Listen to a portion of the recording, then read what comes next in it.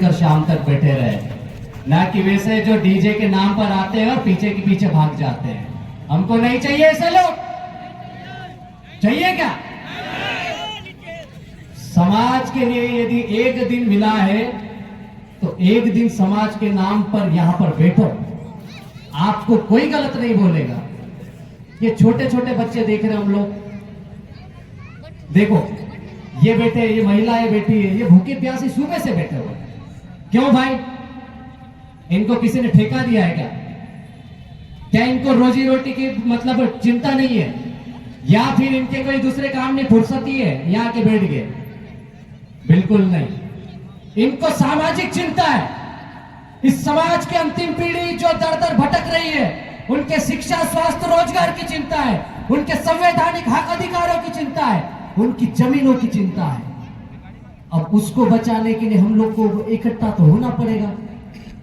भले 9 अगस्त आए, 13 सितंबर आए, बिरसा मुंडा जयंती आए, चाहे टंका भील जयंती या शहादत दिवस आए, हर एक दिन हमारे लिए बहुत ही महत्वपूर्ण है।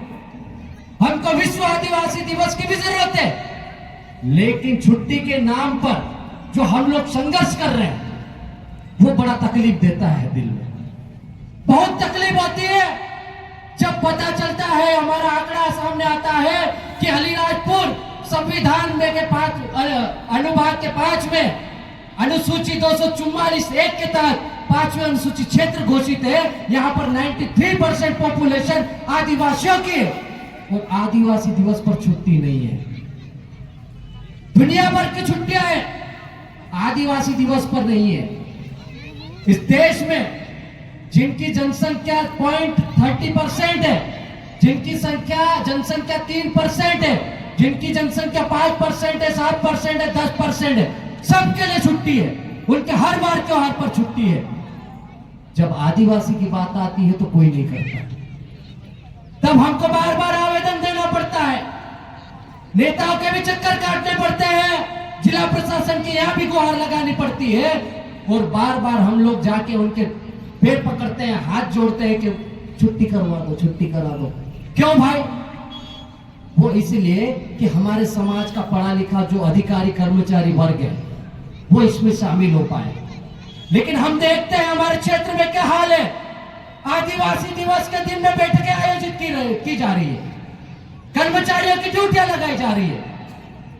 एक दिन आता है जिसको यूएनओ कोई एक छोटा मोटा व्यक्ति नहीं है, एक संगठन नहीं है, एक देश नहीं है, ये पूरे विश्व के देशों का एक बाप है। जैसे घर में एक बाप रहता है और उसकी सबके सामने चलती है और सुनना पड़ती है। यूएनओ ने घोषित किया 1993 से, हम मना रहे हैं 2013 से। कितने सालों बाद? किसने षड्यंत्र रचा? क्यों नहीं पता चला आदिवासियों को? इतना बड़ा दिवस, ऊपर देखो संयुक्त राष्ट्र संघ यूएनओ द्वारा घोषित लिखा हुआ है, विश्व आदिवासी दिवस। मैं आपको बता दूं 1993 में भारत सरकार ने अपना प्रतिनिधित्व भेजा था, प्रतिनिधिमंडल यूएनओ में। इसी यूएनओ में वहां जाकर यहाँ के भारत सरकार के व्यक्ति ने क्या बोला था? बोले कि भारत में आदिवासी नहीं रहते हैं, भारत में आदिवासी नहीं रहते हैं, वहां पर भीलों के वंशज रहते हैं और उनकी जो भाषा संस्कृति है वो संस्कृत से मिलती है, वो आदिवासी नहीं है, इसीलिए आपको वनवासी कहा जाता है। इस षड्यंत्र को समझो, क्योंकि जैसे ही आप आदिवासी बोलते हो इस धरती के मालिक हो जाते हो, इस जमीन के मालिक हो जाते हो। और सुप्रीम कोर्ट का जो जजमेंट है 5 जनवरी 2011, एक भील समाज की महिला को सरेआम नंगा घुमा दिया जाता है, सरेआम बलात्कार करके उसका नंगा घुमाते हैं। ये बात जब कोर्ट तक जाती है, हाई कोर्ट के माध्यम से जब अपील करते हैं, न्याय नहीं मिलता, तो वो बात सुप्रीम कोर्ट जाती है। तो सुप्रीम कोर्ट की जो जज रहती है, वहां की जो एक बेंच होती है, मार्केटिव कार्ड के नेतृत्व, वो 5 जनवरी 2011 को जजमेंट देती है कि भारत के जो मूल निवासी है, ये जो भील वंश की, जो भील समाज की महिला नंदाबाई, जिसको तुमने नंगा घुमाया है, ये इस देश की मूल निवासी है, बाकी सब बाहरी आक्रमणकारी की संतान है। इतना बड़ा डिसीजन अभी 1 हफ्ते पहले सुप्रीम कोर्ट का जजमेंट आया है। यहाँ पे पढ़े लिखे लोग और अधिकारी कर्मचारी समझ रहे होंगे, आपकी जमीन खसक जाएगी यदि आपका आरक्षण खत्म हो गया ना, तो ये गाड़ी घोड़े भूल जाना भैया। उन्होंने जजमेंट दिया है, 7 बेंचों की जज ने एक बेंच थी, 7 जज थे उसमें एक दलित जज भी था। उन्होंने कहा है कि अब जिस तरह से आर्थिक आधार पर आरक्षण होता है ना, यदि कोई सांसद विधायक एक बार बन गया, किसी के घर में एक नौकरी वाला हो गया, अगली बार नौकरी नहीं मिलेगी, आरक्षण से बाहर करो। आपको बाहर निकालने का रास्ता बनाया जा रहा है। आपको पहले प्रमोशन में आरक्षण से दूर किया, आपका एट्रोसिटीज एक्ट खत्म करने की कोशिश की। हमने 2 अप्रैल को भारत बंद करके एट्रोसिटीज वापस बचाया है, उसमें सबका आपका योगदान रहा है। फिर धीरे से आगे धीरे धीरे पर कतरते गए, आज हमारे आरक्षण पे आ गए।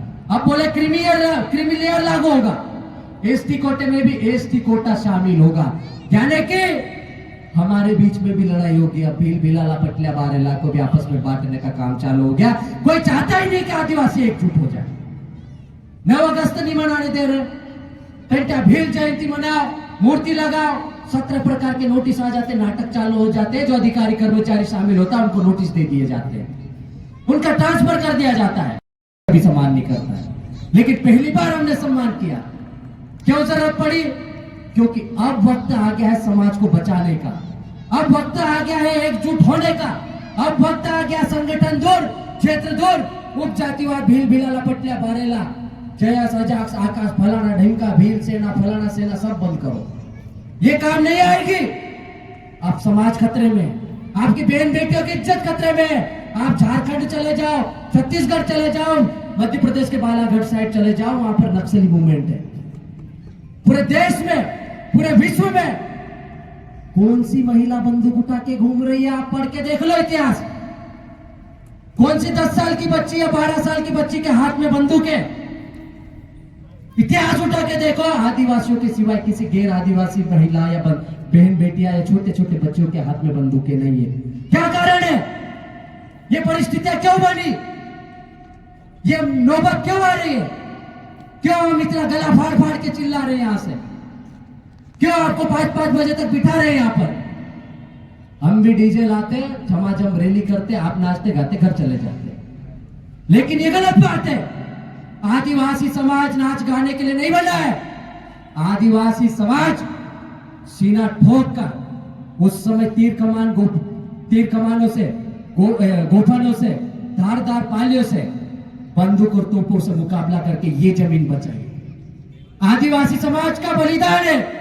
ये जो 5वें अनुसूचित क्षेत्र है, ये जो आपके पास आधा 1-1, 2-2 हेक्टेयर जमीन है, ये बिरसा मुंडा का आंदोलन है, ये टंट्या भील का संघर्ष है।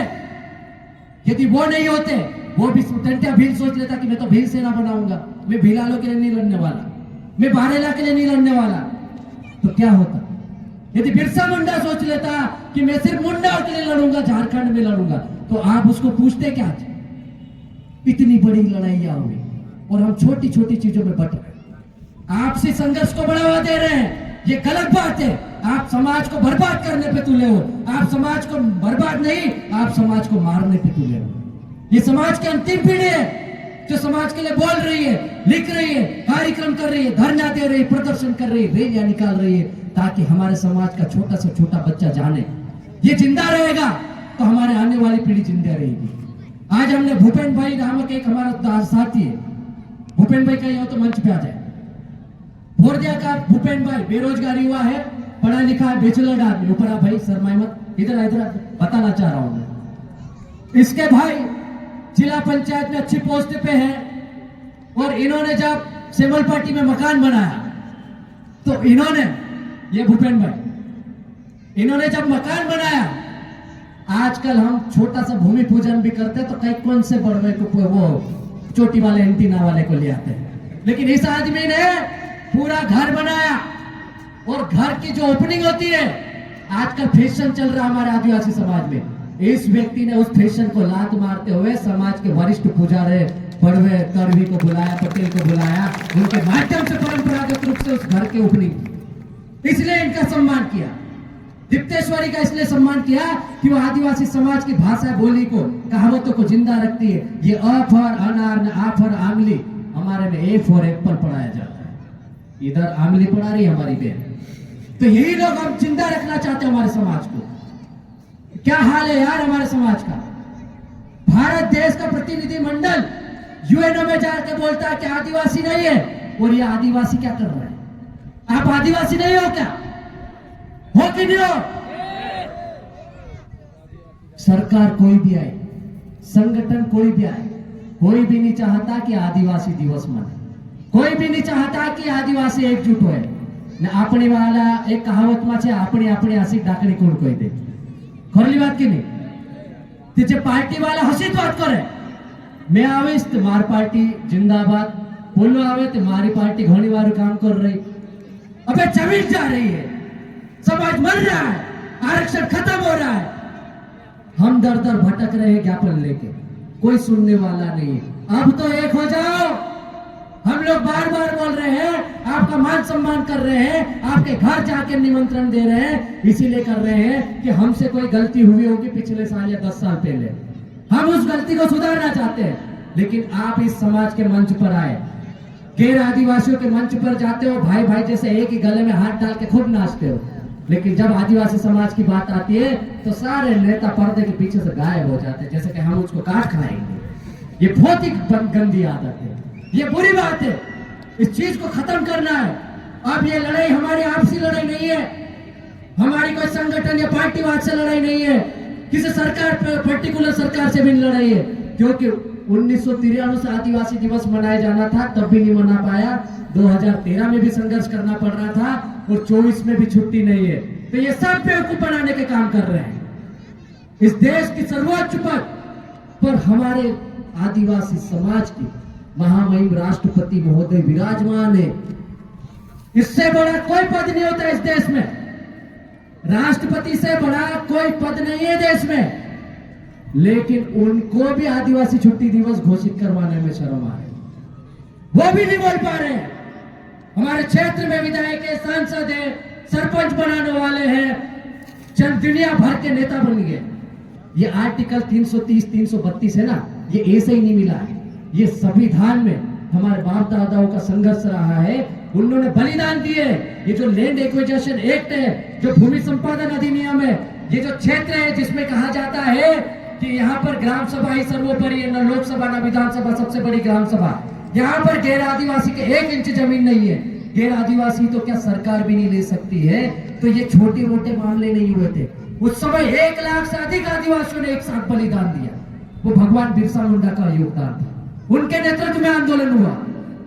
सोच सकते हो आप, 1 लाख लोग किसको बोलते हैं, इतने सारे लोग मरे। उस समय उनके पास बदन पर ढकने के कपड़े नहीं होते थे, हाथ में बस तीर कमान के सिवाय कुछ नहीं, गोफर पालिया। सामने वाले के पास तोप और बड़ी बड़ी बंदूकें। उन्होंने बिरसा मुंडा को भी लालच दी, बोले कि तेरे को बिरसा मुंडा अलीराजपुर जिला नहीं, आपको धार झाबा बड़वा नहीं, इंदौर संभाग देता हूं, जा तेरे को जितना पैसा चाहिए ले ले। लेकिन बिरसा मुंडा पीछे नहीं हटा। ये संघर्ष रहा। उसको जब जेल में भेज दिया गया तो उसकी चमड़ी निचोड़ी गई, चमड़ी छील देते जैसे हम लोग बकरा काटते कि नहीं, और उसकी चमड़ी खाल निकालते, ऐसी खाल निकाली गई बिरसा मुंडा की। बिरसा मुंडा मर गया, शहादत दे दी गया, लेकिन वो एक कदम पीछे नहीं हटा। वो आखिरी दम तक मरते मरते बोलता रहा कि मैं नहीं तो मेरे समाज का उलगुला मेरे बाद भी जिंदा रहेगा और वो तुम्हारे से लड़ेंगे। उन्होंने टंटा भील के आंदोलन को आगे बढ़ाया, इन सब के आंदोलन को बाबा साहब ने आगे बढ़ाया, जयपाल मुंडा ने आगे बढ़ाया, और हम जैसे लोग छोटे मोटे ऐसे मुंह फाड़ फाड़ के जो चिल्ला रहे ना, ये भी एक आंदोलन ही है। बाबा साहब ने जब संविधान दिया था ड्राफ्टिंग कमेटी को, ये हमारे जो देश के सर्वोच्च नेता थे उनको,